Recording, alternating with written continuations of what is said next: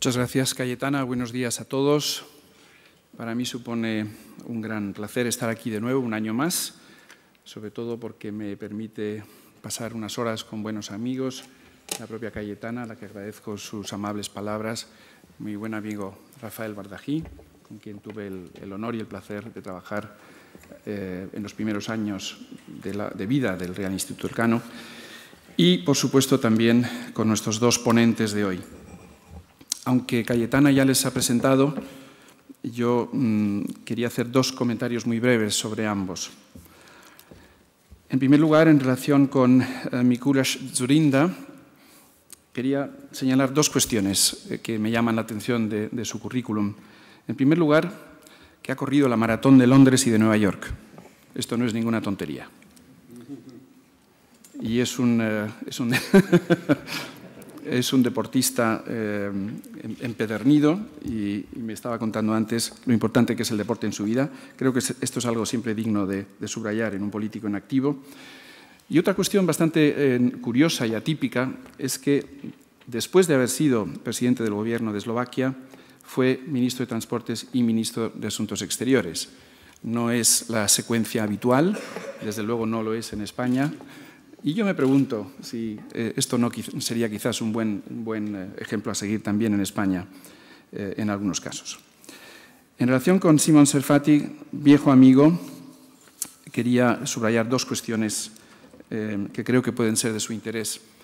La primera es en relación con el Atlantic Basin Initiative, del cual vamos a hablar más adelante a lo largo de estas jornadas, porque a mi modo de ver, Simon en sí mismo representa ese Atlantic Basin Initiative. Él es francés, naturalizado norteamericano, ha vivido en Estados Unidos casi toda su vida, pero tiene un abuelo brasileño y familiares marroquíes. Por lo tanto, tenemos ahí ya el Atlantic Basin Initiative en una sola persona. Por cierto, él fue uno de los padres intelectuales del Atlantic Basin Initiative en instituciones como la Universidad de Johns Hopkins, en el German Marshall Fund y luego en el CSIS, institución en la que yo le conocí por primera vez cuando dirigía el programa europeo. Para que vean ustedes lo bien que organizan las cosas en FAES, hoy es el 4 de julio, así que Happy Birthday America. Cayetana, estás en todo, realmente. Y si me permiten, voy a cambiar ahora el inglés para beneficio de nuestros invitados, dado que lo que pretendo hacer a continuación es animarles a plantear algunas cuestiones. Por supuesto, pueden hacerlo o no, pero con el ánimo de estructurar un poco, de ordenar un poco nuestro debate de esta mañana. So, thank you both. Así que muchísimas gracias a ambos por su presencia aquí esta mañana. Y simplemente quería animarles a que tratasen un par de temas que voy a mencionar muy brevemente, empezando con los fundamentos de la relación transatlántica. Como Cayetana dijo, con mucha razón, hay básicamente un consenso básico sobre lo que está pasando en el mundo. Cayetana ya habló del paradigma que es el más influyente estos días, y es que la idea de lo que mejor define lo que está pasando es el declive de Occidente y el auge del Oriente. Y entonces yo pregunto si este paradigma es realmente útil, es un prisma adecuado para ver la relación transatlántica. Asumamos que es cierto esto. Durante un instante digamos que es cierto que Estados Unidos está en declive relativo y la Unión Europea está en declive absoluto, digamos. Si ese fuera el caso, en mi opinión hay dos consecuencias posibles. La primera sería que si de hecho ambos somos más débiles de lo que éramos antes, pues de forma natural vamos a tender a unirnos, a acercarnos más el uno al otro, básicamente por un instinto de autopreservación y en un intento de ralentizar ese supuesto declive relativo o para invertirlo si fuera posible. Entonces, la primera opción es que, dado que somos conscientes de nuestras debilidades, podemos unirnos más que antes. Por supuesto, existe la posibilidad de que suceda lo contrario. Precisamente porque ambos somos más débiles de lo que éramos, esto quizás nos esté separando aún más. Y quizás lleguemos a la conclusión de que no somos tan útiles el uno para el otro como lo solíamos ser, y en vista de lo cual lo mejor sería ir cada uno por su propio camino. Estos son dos resultados muy distintos y me gustaría que ambos ponentes nos digan cómo ven esta cuestión. En mi opinión, tristemente en Europa hay un sentimiento generalizado de que el segundo de estos escenarios es el que ya se está produciendo. Si debemos atribuirlo o no a la debilidad de la administración Obama es algo de lo que podemos hablar en un instante.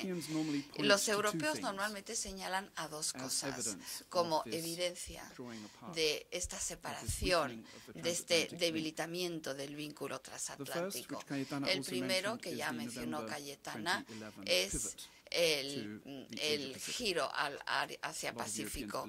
Muchos europeos creen que el acercarse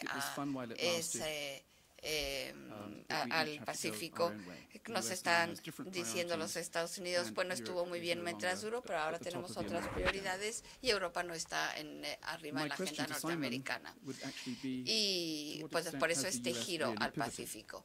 Y yo le preguntaría a Simón, ¿hasta qué punto ha girado Estados Unidos hacia el Pacífico? ¿Es más retórico que real, quizás, este cambio? Y si cree que se está produciendo este giro hacia el Pacífico, ¿cuáles serían las consecuencias para Europa? La segunda evidencia, la segunda prueba de la que oímos los europeos en conexión con esta idea de que Estados Unidos se está separando de nosotros es la evolución de la energía. Gracias a nuevas tecnologías, Estados Unidos se va a convertir en un país autosuficiente en términos energéticos. Y por supuesto, hay grandes expectativas sobre cuáles van a ser las consecuencias de ello. Nos dicen, por ejemplo, que esto va a dar como resultado una falta de o pérdida de interés en asuntos de Oriente Medio. Nos dice que hasta cierto punto Estados Unidos ha decidido que Oriente Medio es el problema de Europa. Yo creo que esto es una exageración, pero me gustaría oír los puntos de vista de ambos ponentes sobre si la revolución energética norteamericana va a tener estas consecuencias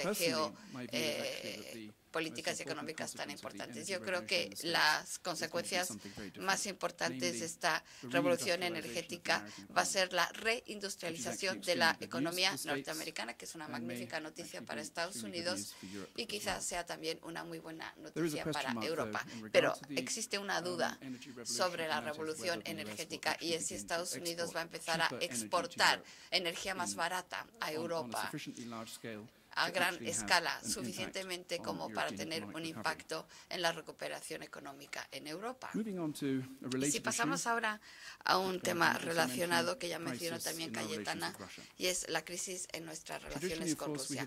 Tradicionalmente hemos argumentado que la Unión Europea o que Europa y Estados Unidos se iban a separar inevitablemente en ausencia de un enemigo común, en ausencia de una amenaza común. Esto es una idea muy común. Ya no hay la amenaza soviética, esa amenaza era la que nos mantenía unidos, así que la ausencia de esa amenaza va a debilitar nuestro vínculo. Y justo cuando empezamos a acostumbrarnos a no tener que preocuparnos demasiado acerca de Rusia, que era bastante peligroso, como los eventos en Siria nos han demostrado, y como la relación con Putin, con Snowden, también nos ha demostrado, de repente tenemos esta alarma que suena, que es la ocupación y anexación de Crimea, seguida por eventos en la parte del este de Ucrania. Bien, hay dos posibles resultados de esto. Hay un resultado potencial positivo Esto ha servido para recordarnos que Europa y Estados Unidos siguen enfrentándose a amenazas comunes, que compartimos intereses y valores comunes y que estos una vez más están bajo la amenaza de Moscú. Y quizás deberíamos de dar bienvenida al hecho de que Putin y su agenda ha hecho que recordemos esas memorias de la Guerra Fría o algunas de estas certidumbres de la Guerra Fría que algunas veces nos hacen sentir nostálgicos.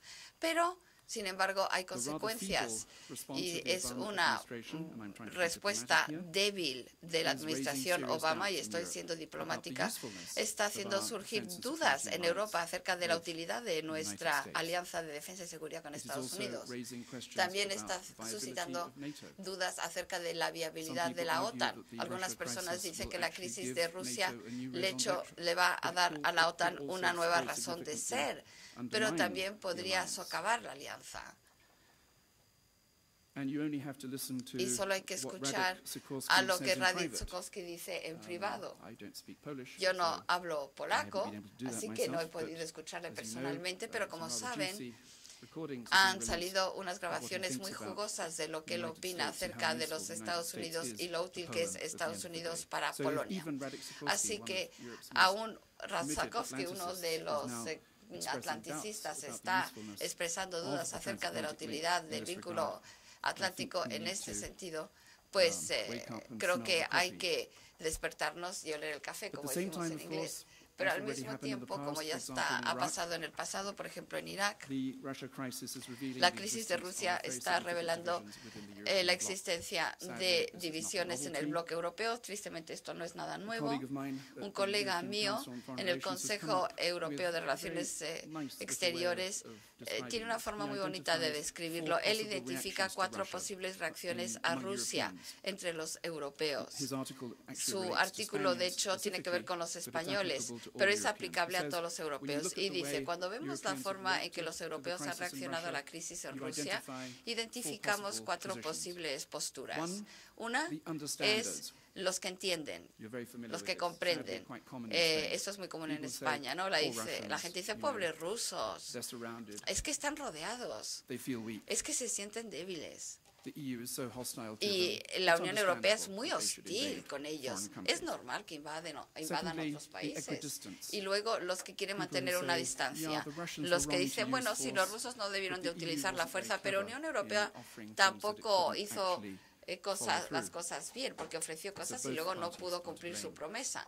Ambas partes son culpables. En tercer lugar, las personas que son promotores de la democracia, que les gustaría ver a Ucrania convertirse en una democracia estilo occidental, y les gustaría que Rusia también se convirtiese en una democracia estilo occidental.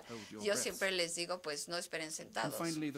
Y finalmente, los preocupadores de la Guerra Fría, los atlanticistas que están preocupados por la crisis de Ucrania, no por Ucrania, sino por lo que nos dice del declive de Estados Unidos y la Unión Europea. Así que estos 4 conceptos son una forma muy útil de identificar dónde estamos de cara a la situación en Rusia.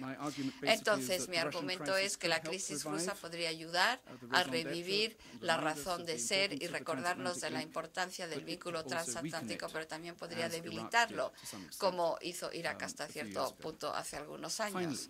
Y finalmente, animo a ambos ponentes a que se pregunten una cuestión muy fundamental, y es, ¿qué estamos haciendo para mantener esa relación transatlántica viva y relevante? ¿Qué estamos haciendo en términos estratégicos? ¿Estamos siendo estratégicos, de hecho, acerca del futuro del vínculo transatlántico?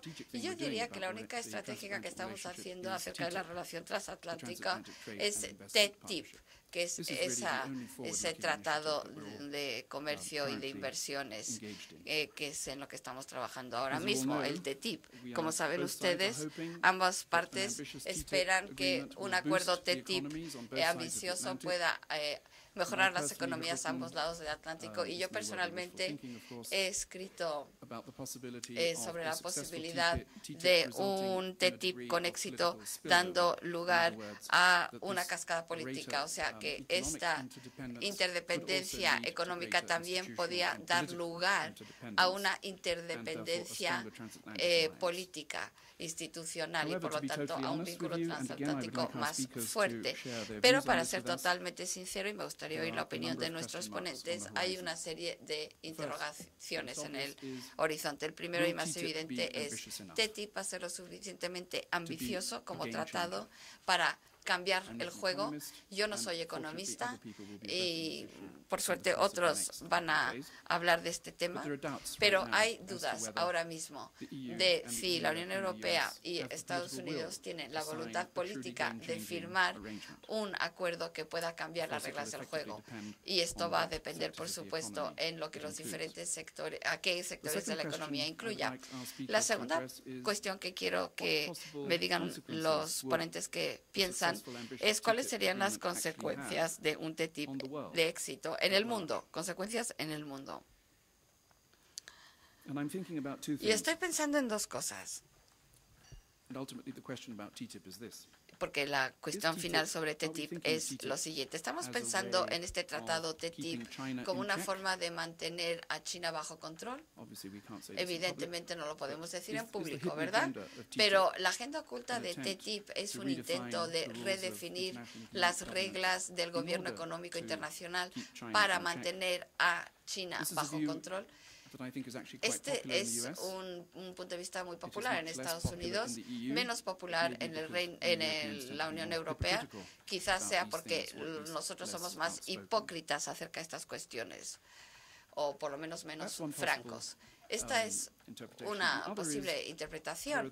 Y la otra es que, bueno, hay aquellos que nos dicen que TTIP se ha diseñado para redefinir las reglas del gobierno multilateral mundial. En otras palabras, si este es un acuerdo de éxito, va a tener tal impacto en la economía internacional que va a rediseñar la forma en que los negocios se llevan a cabo a nivel global. Pero la pregunta es, ¿esto se va a hacer de forma incluyente? Y ya les puedo decir que países como México y Turquía, a los que querríamos ver como parte de este proceso, ya están expresando sus temores de que se les deje fuera.